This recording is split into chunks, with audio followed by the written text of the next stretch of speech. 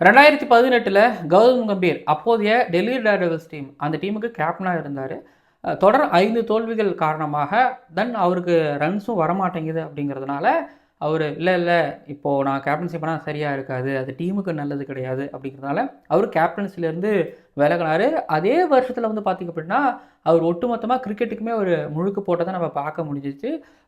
யாருக்கு போச்சு அப்படின்னா ரிஷப் பண்ட்டுக்கு கேப்டன்சி இப்போது டெல்லி டேர்டெவில்ஸ் கேப்டனாக அவர் தான் இப்போது ஆனார்.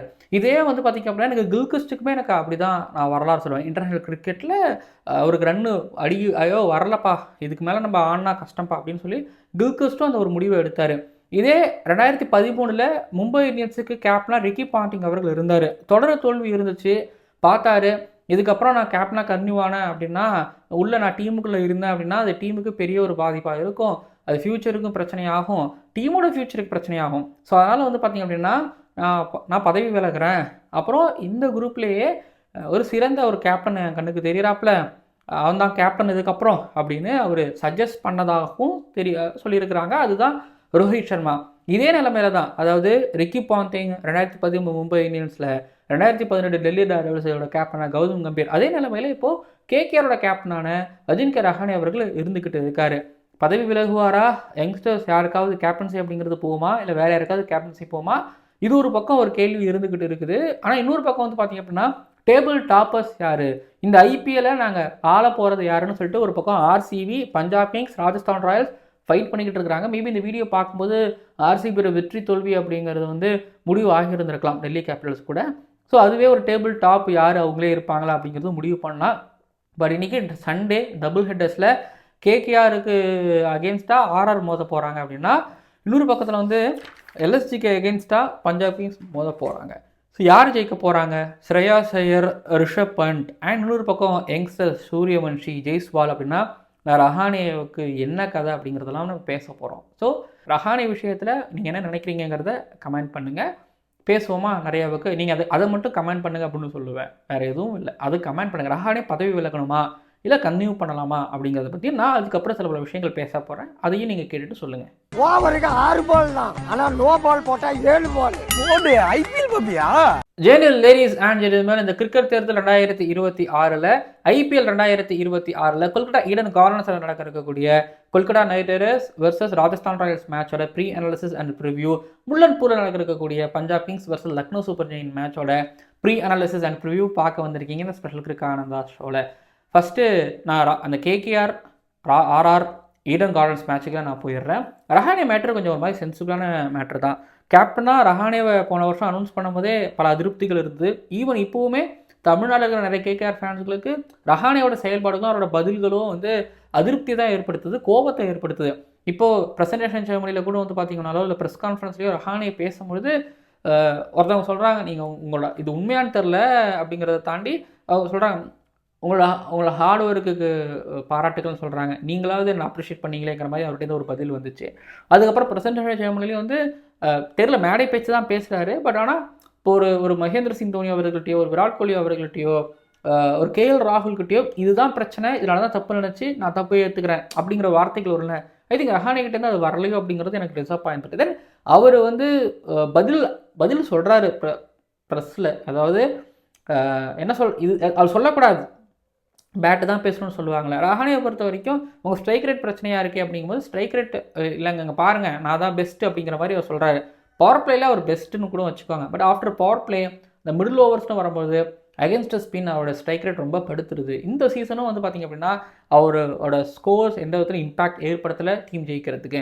நான் கேப்டன்சி அது பற்றிலாம் நான் போக விரும்பல, அது டீமோட செயல்பாடுக்குள்ள அது வந்துடும். பட் தனிப்பட்ட வகையில் ரஹானே எனக்கு டீமுக்கு பாரமாக இருக்கார் அப்படின்னு நான் சொல்ல மாட்டேன்.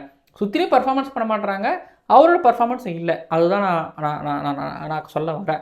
ஸோ இப்போ ரஹானே பதவி விலகணுமா, இங்கே பாருங்களேன், ரஹானே நான் ஒரு பிளேயரை முடிஞ்சிச்சுன்னு எல்லோரும் சொல்லிட முடியாது. ஏன்னா இப்போ ராபின் உத்தப்பா அவங்களுக்கு தெரியும், அது மாதிரி ராய்டு உங்களுக்கு தெரியும், அவங்க எப்படி சிஎஸ்கே ஜெயிக்கும் போது அவங்களோட பர்ஃபார்மன்ஸ் அப்படிங்கிறது.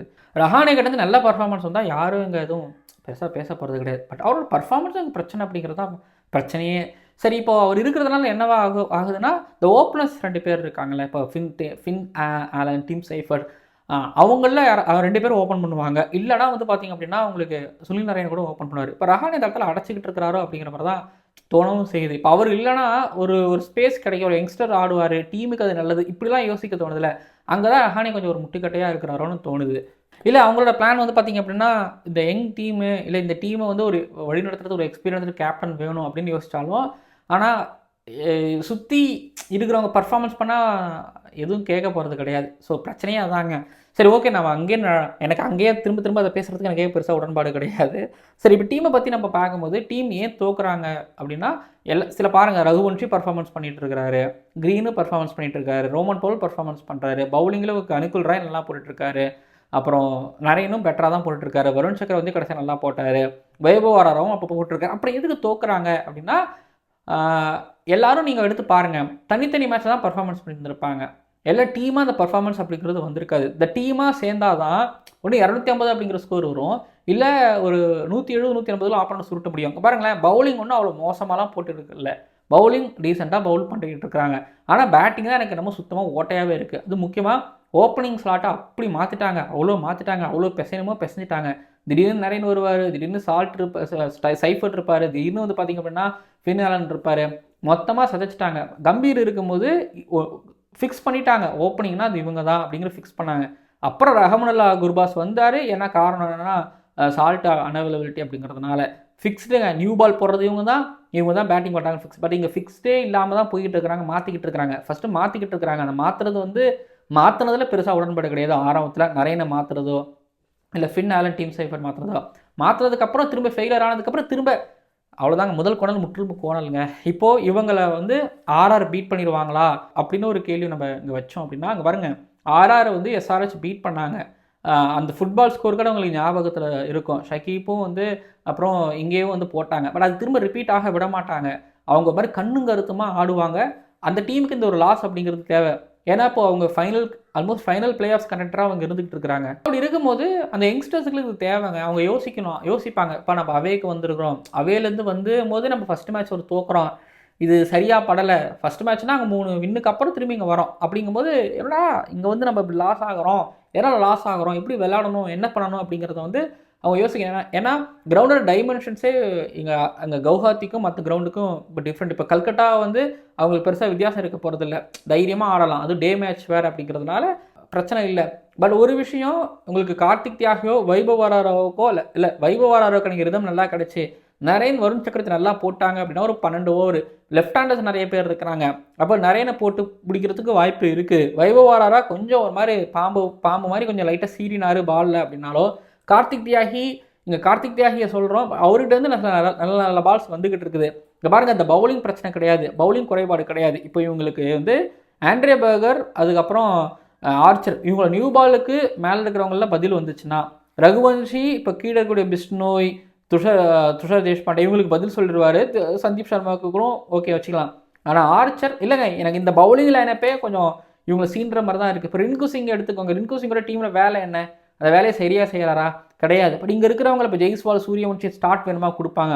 துருஜோரேல் எங்கேயாவது 1 மேட்ச் 2 மேட்ச் ஃபெயில் ஆவார். பட் அடுத்தடுத்து ஃபெயில் ஆவார்னு சொல்லிட முடியாது. துருஜோரேல், ரியன் பராக் அவர்கிட்ட இருந்து அந்த 20 அப்படி தான் வந்துக்கிட்டு இருக்கு, பெருசாக போகணும் ஒன்று. அப்புறம் டார்மன் ஃபெரரா, ரவீந்திர ஜடேஜா போன மேட்ச் விக்கெட் ஃபால் ஆனதுக்கப்புறம் அவங்க கிட்ட ஒரு பார்ட்னர்ஷிப், இதெல்லாம் ஒரு அலர்ட்டுங்க. ஒன்று மேலே இருக்கக்கூடியவங்களே 3 பேர் 4 பேர் சேர்ந்தே எங்களுக்கு வந்து அகேன்ஸ்டாக ஒரு 200 அடிக்கிறாங்க. விக்கெட் போச்சுன்னா கீழே இருக்கிறவங்க சேர்ந்து ஒரு 100 ரன் அடிக்கிறாங்க. ஸோ அப்போது விக்கெட் ஃபால் ஆனாலும் கீழே அடிக்கிறதுக்கு ஆள் இருக்காங்க. ஆர்ச்சர் வந்து சும்மா 2 சுற்றுவார். இப்போது நான் சொல்கிறேன், கேகேஆர் பவுலிங் வந்து மேபி அஃபெக்ட் பண்ணலாம் ஆர்ஆர் பேட்டிங். ஆனால் எஸ்ஆர்ஹெச் அஃபெக்ட் பண்ண அளவுக்கு இவங்களால பண்ண முடியுமானா அது ஒரு நாள் முடியும். ஆனால் அந்த ஒரு நாள் திரும்ப அந்த நாளில் வருமானா கிடையாது. ஆர்ஆர் ஒரு வேளை அப்படி சறுக்குறாங்கன்னா அவங்க பிளே ஆஃப்ஸுக்கே போக மாட்டாங்க அப்படின்னு நான் நினைக்கிறேன். சரிங்க, எல்லா விதத்துலையும் ஆர்ஆரோட கை ஓங்கி இருக்குது. பார்ப்போம். கேகேஆர் ஹோமுக்கு போயிருக்காங்க, ஹோமில் விக்ட்ரியோடு ஆரம்பிப்பாங்களா தெரியல. இது வரைக்கும் ஒரு விக்ட்ரி கூட பெறல, பாட்டம் ஆஃப் த டேபிளில் படுத்துக்கிட்டு இருக்கிறாங்க. ஸோ ஆர்ஆர் பொறுத்த வரைக்கும் 54% ஜெயிப்பாங்க, அண்ட் கேகேஆர் பொறுத்த வரைக்கும் 47% ஜெயிப்பாங்க. So cricket is funny game அப்படின்னு சொல்லி அப்புறம் எனக்கு நடக்கிறது தாங்க அப்படிங்கிற மாதிரி சொல்கிறீங்களா? ஓகே. பட் இதில் எனக்கு கார்த்திக் தியாகிலாம் பர்ஃபார்மன்ஸ்லாம் ரொம்ப சந்தோஷப்படுவேன். நான் பார்த்துக்கிட்டு இருக்கிற ஒரு பவுலரில் கார்த்திக் தியாகி நான் பார்க்குறேன். பாப்போம் ரகுவன்ஷி, கார்த்திக் தியாகி எனக்கு ரொம்ப பிடிக்கும். அங்கே க்ரீனு, அதுக்கப்புறம் ரோமன் பவுலில் பெரு 6 அடிக்கிறாங்க. இப்போ பிஷ்னோயை அடித்து பறக்க விட்டார், பிஷ்னோயை அடித்து பறக்க விட்டார் ரோமன் பவுல். ஒரு வேளை வந்து இங்கே ஒரு க்ரீன்னா கீழே டெத் ஓவரில் இப்போ ரிங்கு சிங் அந்த ஃபார்முக்கு வந்தால் தான் அவருக்கு பட்டாதான் ஒரு மாதிரி ஆர்ச்சர் கீழே சந்தீப் சர்மாவெலாம் அடிக்க முடியும். ஹெட்மேயரும் கீழே தான் வருவார். ஸோ கவுண்டர் பண்ணி ஆடுறதுக்கு அதான் சொல்கிறேங்க, ஹெட்மேயர் கீழே வருவார், அந்த பக்கத்தில் போடுறதுக்கு ஆள் இருக்குன்னா இந்த பக்கத்தில் ரிங்கு சிங் என்ன பண்ண போகிறாரு பார்ப்போங்க. இதுதான் இந்த மேட்சோட ரிவ்யூ. நான் வின்னிங் பர்சன்டேஜ் நான் கொடுத்துட்டேன். உங்களோட வின்னிங் பர்சன்டேஜ் என்ன அப்படிங்கிறத கீழே வந்து கமெண்ட் பண்ணுங்கள். ஆர்ஆர் ஜெயிச்சாங்க அப்படின்னா அவ்வளோதான், சூப்பராக ஸ்டார்ட் பண்ணி அவங்க பாட்டுக்கு கடகடன்னு போயிட்டே இருப்பாங்க. சரி, அடுத்தது மக்களின் கேப்டன் ஸ்ரேயாஸ் ஐயர். அவருக்கும் அப்புறம் பெரிதும் இந்திய ரசிகரால் விரும்பக்கூடிய ரிஷப் பண்ட் அவர்களோட லக்னோ சூப்பர் ஜெயிண்ட்டுக்கும் முள்ளன் பொருள் நடக்கிற மேட்சோட ப்ரிவியூ பார்க்கலாமா? கண்ணில் பட்டவனெல்லாம் அடிடா அப்படிங்கிற மாதிரி தான் இப்போது பஞ்சாப் கிங்ஸ் ஸ்ரேயாஸ் ஐயரோட கேப்டன்சிக்கு கீழேயும் ரிக்கி பாண்டிங்கோட கோச்சிங் கீழேயும் அது போயிட்டு இருக்குது. அப்படி ஒரு பர்ஃபார்மன்ஸ் கொடுத்துக்கிட்டு இருக்கிறாங்க. ஆனால் நான் வந்து இந்த லக்னோ சூப்பர் ஜெயிண்ட்டை சொல்லுவேன், இல்லை இது கேகேஆருக்கு 2 டீமுமே நீங்கள் எடுத்துக்கலாம். 2 டீமுமே அவ்வளோ மோசமான டீம்லாம் கிடையாது.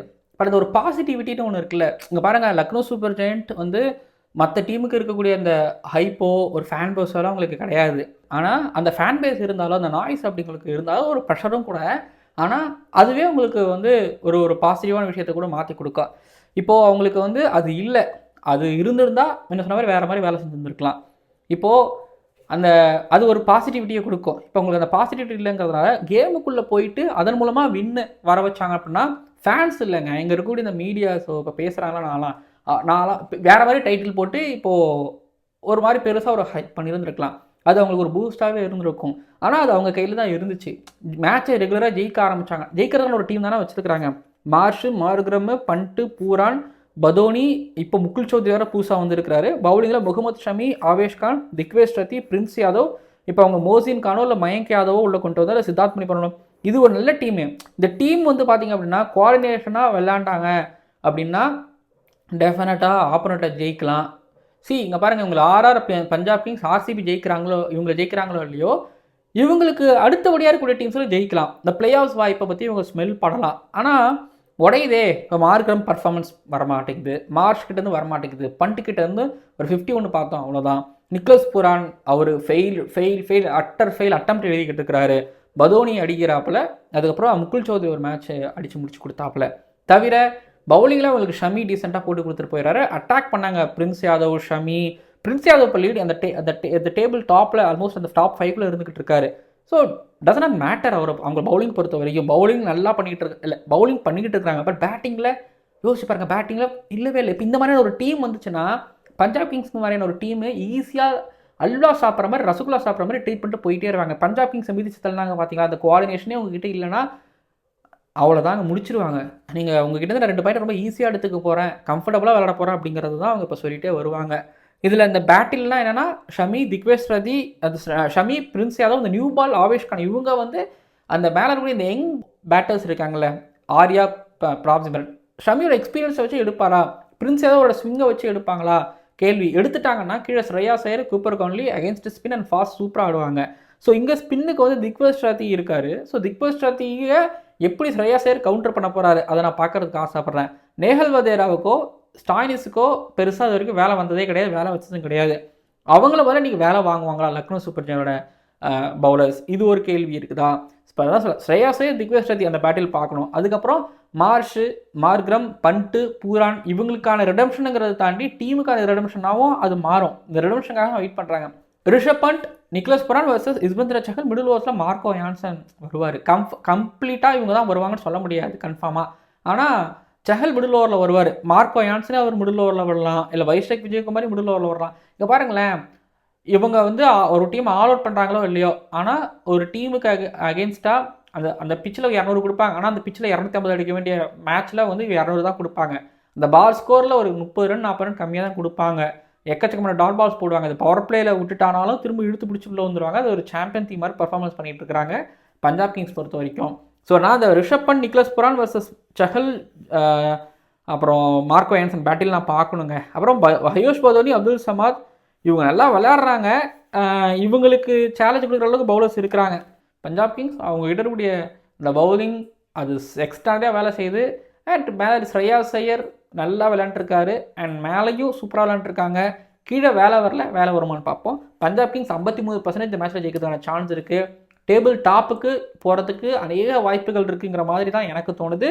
முள்ளன்பூரில் நடக்குது. ஸ்ட்ரைட் பவுண்டரிஸ் சின்னது, ஸ்கொயர் பவுண்டரிஸ் பெருசு.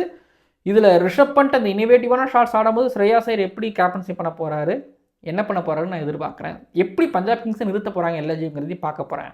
பார்ப்போம். ஆர்ஆரை எஸ்ஆர்எஸ் தோக்கடிச்சாங்க அவங்க பவுலர்ஸ் மூலமாக. இங்கே செய்வாங்களா, யார் செய்ய போகிறாங்க, செஞ்சு காட்ட போகிறாங்கன்னு கமெண்ட் பண்ணுங்கள். பார்ப்போம். ரஹானே அவர் தொடரணுமா கேப்டன்சியில், அவர் ஐபிஎல் தொடரணுமாங்கிறத பற்றி கேட்டிருந்தேன். யார் ஜெயிப்பா? ஸ்ரேயாஸ் ஜெயிப்பாருன்னா ப்ளூ கலர் ஹார்ட்டு போட்டு ஃபயர் விடுங்க, ஓகேங்களா? இல்லை ப்ளூ கலர் ஹார்ட் போட்டு வின்னு கமெண்ட் பண்ணுங்கள். ரிஷப் பண்ட் ஜெயிப்பார் அப்படின்னா நீங்கள் ரெட் கலர் ஹார்ட் போட்டு வின் அப்படின்னு கமெண்ட் பண்ணுங்கள். மேலே ஆர்ஆர் ஜெயிப்பாங்க அப்படின்னா சூரியவன்ஷி பிடிக்கும், ஜெய்ஸ்வால் பிடிக்கும், ஐயோ ஜடேஜா தளபதி அப்படிங்கிறீங்களா, பிங்க் கலர் ஹார்ட் போட்டு வின் அப்படின்னு கமெண்ட் பண்ணுங்கள். இல்லக்கருக்கான தான் ஆர்ஆரை விட எனக்கு என்னமோ கேகேஆர் ஜெயிக்கும். ஏன்னா நம்ம சேனல் கேகேஆர் ஃபேன்ஸ் நிறைய பேர் இருக்கீங்க. நீங்கள் பர்பிள் ஹார்ட் போட்டு வின் அப்படின்னு கமெண்ட் பண்ணுங்கள். பார்ப்போம் எவ்வளோ பேர் கமெண்ட் பண்ணுறீங்கன்னா. நிறைய கமெண்ட்ஸ் வருது, பார்க்குறேன். ரெஸ்பான்ஸ் நல்லா இருக்குது. நானும் கமெண்ட்ஸ்க்கு ரிப்ளை பண்ணுறேன். நல்லா இருக்குது, சூப்பராக இருக்குது. தொடர்ந்து கன்டினியூ பண்ணுங்கள். நன்றி. அடுத்தது நிறைய அனௌன்ஸ்மெண்ட் வந்துக்கிட்டு இருக்கு நம்ம சேனலில். அதையும் பாருங்கள். செலெக்ஷன் ஸ்டைல்ஸ்க்கு இந்த சம்மர் கேம்புக்கெலாம் பார்க்காமா